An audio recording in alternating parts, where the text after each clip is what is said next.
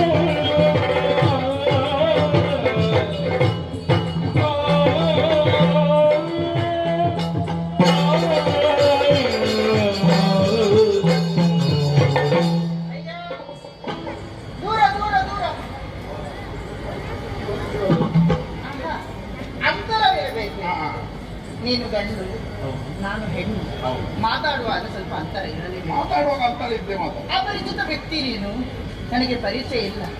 ತಪಸ್ಸಿನಲ್ಲಿ ನಿರತವಾದಾಗ ಬಂದು ನೀನು ಭಂಗವನ್ನು ಉಂಟು ಮಾಡಿದೆ. ಅಷ್ಟು ಮಾತ್ರ ಅಲ್ಲ, ಕೇಳುತ್ತಾ ಇರುವೆ, ನನ್ನನ್ನು ಹೊಗಳುತ್ತಾ ಇರುವೆ. ಅದನ್ನು ಕೇಳಿ ಸಂತೋಷ ಪಡುವಷ್ಟು ಆ ಹೆಣ್ಣು ನಾನಲ್ಲ, ಆ ಬಗೆಯ ಹೆಣ್ಣು ನಾನು. ನನಗೊಂದು ಹೊಸ ವಿಷಯ, ನೀನು ಚಂದ ಇದ್ದೀಯ ಅಂತ ನನಗೆ ಹೇಳಿದ್ರೆ ಬೆಳ್ಳೆ ಗಣ್ಣಿನ ಕಪ್ಪು ಹೆಣ್ಣಿಗಾದ್ರೂ ಸಂತೋಷ ಆಗ್ತದೆ. ಹೌದು, ಸಂತೋಷ ಆಗುತ್ತದೆ. ನೀನು ನಿಜವಾಗಿ ಚಂದ ಇದ್ದಿ. ಯಾರಿಗೆ? ನೋಡುವವರಿಗೆ.